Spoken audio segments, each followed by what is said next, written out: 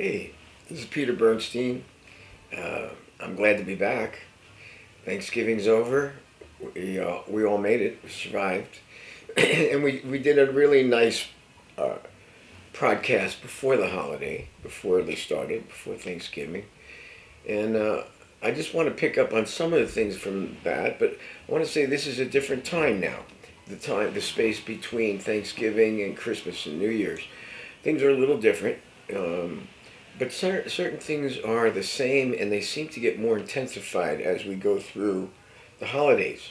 And I do want to mention something. First of all, I hope that you celebrated Thanksgiving no matter how difficult things have been this year, that you found ways to feel the gratitude and appreciation that you were able to even have a Thanksgiving in whatever form. We made suggestions because of the COVID-19 uncertainty. But I hope the core of it is really to be thankful and grateful for what you have had over the year. I also hope that during this time, it's given you a chance to reevaluate your lives, to take a look at the things that you've needed to do or wanted to do that never went even through your mind. This has been a great opportunity and still is to do some of those things and embrace some of the things that really matter. To look at your priorities. Talking about Thanksgiving and the holidays, the priorities are really important. And interesting about Christmas, the issues of priority have always been a big deal. Celebrating, buying a lot of gifts for people, spending a lot of money, the intensity of the holidays, shopping, has been in the past been pretty severe. But there's also been the other priority that to me has always been important. Well, what is Christmas? What is it really about? It's about the baby Jesus' birthday and being born. And your spiritual areas of your life needed to be looked at and examined or appreciated and embraced, whatever you are. But that's really what it's about. And we've seen many businesses suffering, many, especially the restaurant business, but many have. And there may be ways this year, during this time of year, to support them and to order a meal from a local restaurant to give them a little bit more business. Find ways of supporting them. That is the most important thing during this time of year, is how to give back. I've heard some very moving stories this year. I see a great emphasis, even more emphasis being um, televised and on the radio and Facebook on giving back. And some of the stories are very meaningful. And I've seen how nonprofits this year have really emphasized giving to those in need. And I've seen some very touching stories.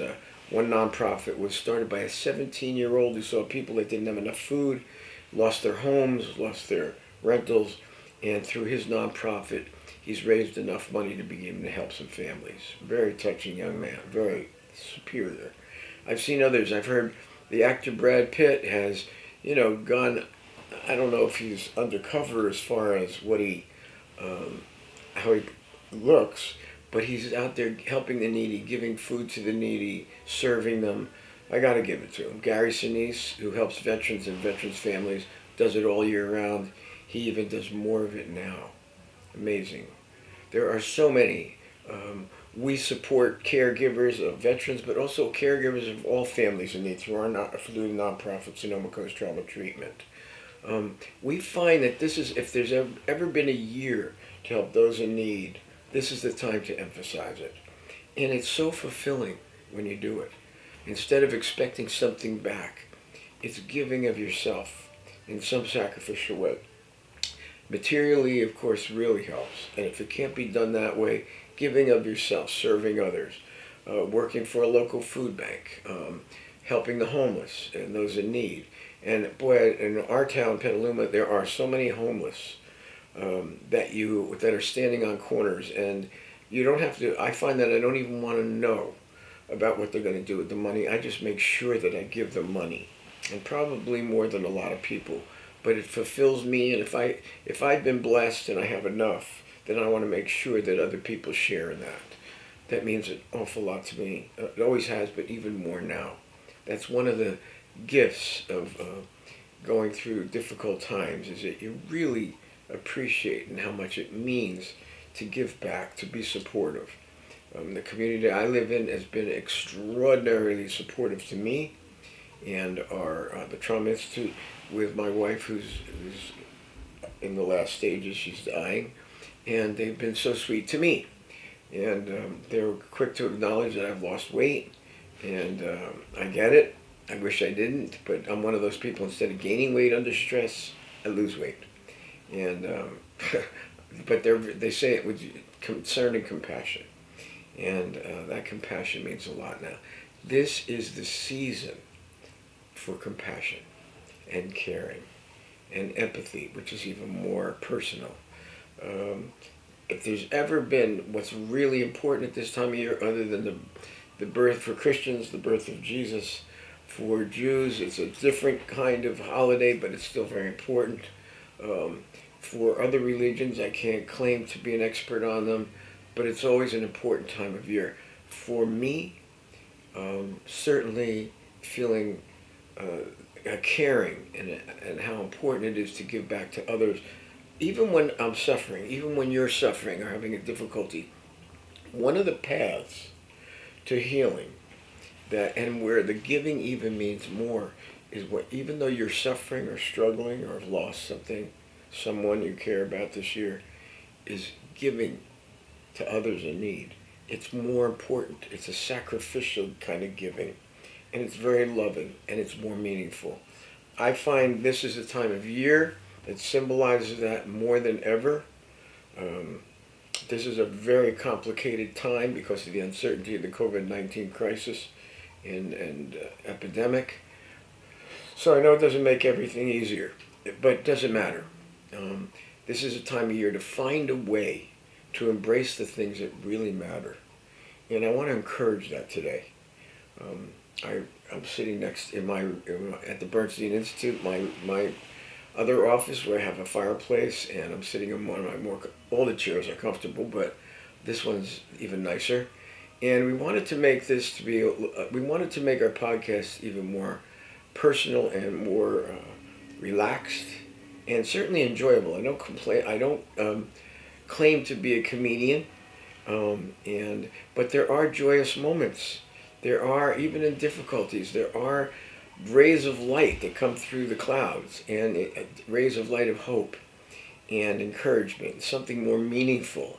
It's quite a time of lessons. And yes, there is joy, and there can be some humor, and there can be happiness too. I had my son and his daughter-in-law bring my grandkids, and even though they're a little intense for me and exhausting, they're adorable.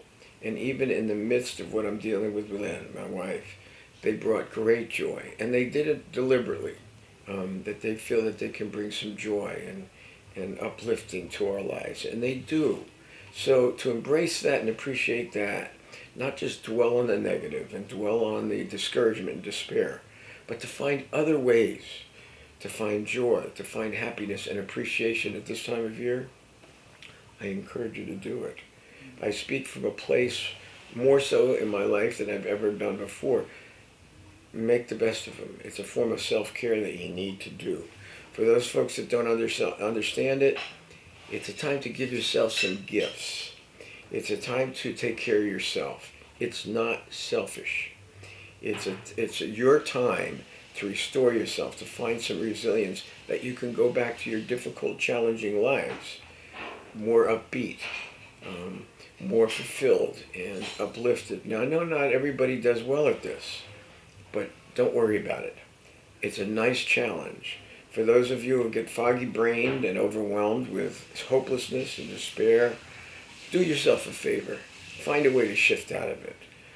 Make some new choices for yourself. Even if that's something that you have done all your life, this is a really good time to change that. Now, I'm not saying these challenges are easy. They're just a vast improvement over what you've been doing. So I encourage you to do that. For those that are getting triggered from the holidays and past memories of disappointments and despair or unhappinesses, well, that does happen. This is also an important time to bring yourselves into the present, to appreciate, to make the best of it, and find your fulfillment by caring for others and giving to others at this time of year. And take good care of yourselves. Anyway, I'm getting the signal that it's time to end this one. And I wish all of you a wonderful holiday. I'll be back in touch soon. You'll be able to catch us on Instagram and Facebook and YouTube. I'm getting coaches from my director here. She's not on camera, but I'm listening. Anyway, please do it. Our technical staff really pays attention to all of that. Who's paying it, who's watching it, and we make adjustments accordingly. But the message is the same. All our love and gratitude and appreciation for this year. And we wish you the best. And for those that have lost loved ones this year, my heart is with you. For those that are caring and doing caregiving for the sick, well, my heart is with you because I'm doing it too. And you're a frontliner, and frontline people deserve a lot of encouragement, support, and appreciation. My heart is going out to you. All my best today. Take care.